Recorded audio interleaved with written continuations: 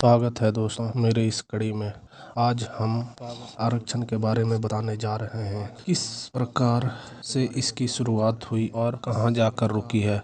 बात उस समय का है जब देश आज़ाद हुआ। उसके बाद सभी लोग आपस में एक साथ रहने लगे। कुछ समय बीता, सरकारें आई गई तो देखा गया कि लोग जागरूक हो रहे हैं। धीरे धीरे लोगों को सभी विषयों की जानकारी होने लगी तथा कुछ लोग राजनीति में अपनी जगह बनाने के लिए प्रयास कर रहे थे। तो उसने पाया कि हमारे देश बहुत से जातियों में बटा हुआ है, जिसका उपयोग करके आगे बढ़ा जा सकता है। कुछ राजनेताओं ने इसे अपना हथियार बनाया और राजनीतिक में उतर गए।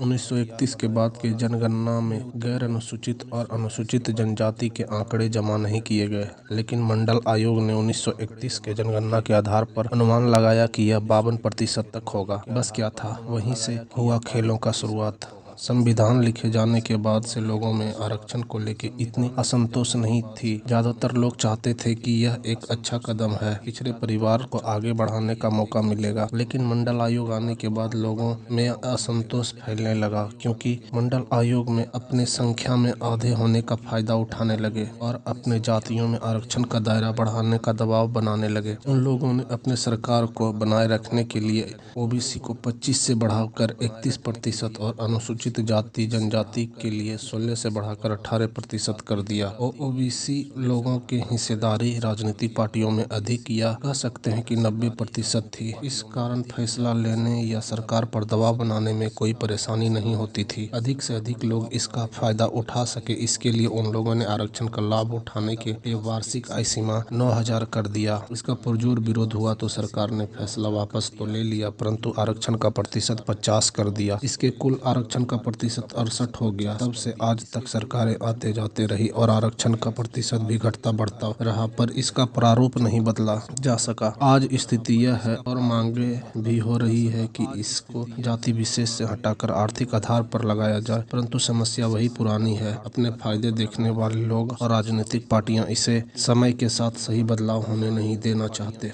जिसका परिणाम यह है कि आज सरकारी स्कूलों की बात आप सभी से छुपी नहीं है। कुछ टीचर ऐसे हैं जिनको जानकारी नहीं है और कुछ ऐसे हैं जो पढ़ाना ही नहीं चाहते। आरक्षण हटाने के लिए बहुत से प्रदर्शन हुआ। केरल हाईकोर्ट के जज जस्टिस चिदम्बरेश ने कहा, आरक्षण हटाने के लिए ब्राह्मण समाज प्रदर्शन करे। कुछ लोगों ने इसका खुलकर विरोध किया, परंतु प्रशासन के द्वारा इसे दबा दिया गया। इसके बाद हमारे पूर्व राष्ट्रपति रामनाथ कोविंद ने भी कहा कि अब आरक्षण की कोई आवश्यकता नहीं। जातिगत आरक्षण सामान्य वर्ग के प्रतिभाओं की हत्या कर रहा है, जिसका उदाहरण समस्तीपुर के मऊ का है, जहां सामान्य वर्ग के एक परिवार कर्ज से परेशान होकर पूरे परिवार सहित आत्महत्या कर लिया। बेशर्म मीडिया और बेशर्म राजनेता वहां पहुंचकर उनके लाशों पर अपनी अपनी रोटी सेंकी और चले गए। इसके समाधान के लिए कोई कुछ नहीं किया। आज समय है सबको मिलकर एक तरफा आरक्षण और गरीबी से लड़ने का। धन्यवाद।